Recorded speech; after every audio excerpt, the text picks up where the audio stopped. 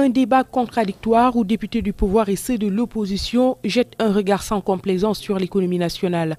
Pour ce dernier virage du marathon budgétaire, le président du groupe libéral démocratique n'y est pas allé des mains mortes pour décrier la situation économique qu'il juge morose. Le poids de la dette qui va augmenter, le déficit budgétaire qui a atteint un record, les entreprises qui ferment, la campagne arachidaire qui risque d'être plombée par le boycott annoncé des houliers et la mauvaise qualité des semences.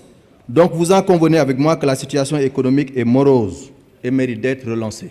Une opposition aussitôt battue en brèche par le camp adverse, Moustapha Diakhaté, qui salue les efforts du gouvernement, appelle les libéraux à savoir raison garder. L'ancienne majorité, non contente d'avoir appauvri le Sénégal, nargue les Sénégalais avec manifestement ce qu'il vient de décliner ici comme un contre-PTIP, qui non seulement est un contre-PTIP, mais c'est un PTIP contre le Sénégal que vient de présenter mon homologue. À sa suite, le ministre de l'économie et des finances annonce que l'État a pour ambition de respecter la totalité de ses engagements.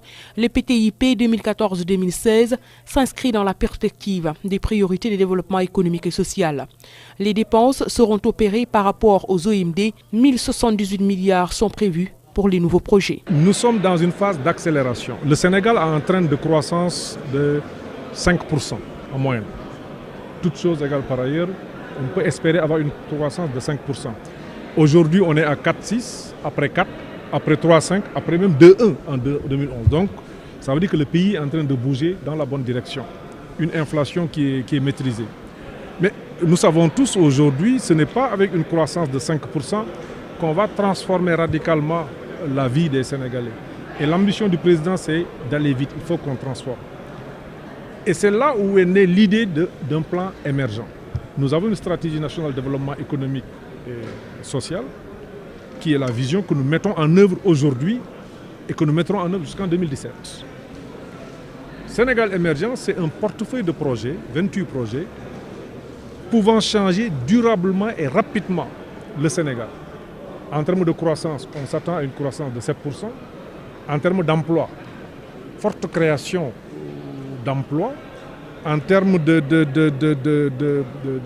contribution à la balance commerciale, c'est un projet qui doit quand même permettre d'avoir une balance commerciale équilibrée à un horizon de 10 ans, voire excédentaire. Aujourd'hui, la balance commerciale est totalement déficitaire. L'argentier de l'État informe aussi que la dette extérieure du Sénégal est bien maîtrisée. Le Sénégal surclassé il y a quelques semaines par les FMI quitte les pays moins avancés pour s'inscrire au rang des pays ayant grande capacité à gérer leur endettement. Selon toujours Amadou Ba, les bailleurs font confiance à la qualité des politiques mises en œuvre par le gouvernement. À l'issue des débats, le projet de loi portant approbation du programme triennal d'investissement public 2014-2016 a été approuvé par la majorité.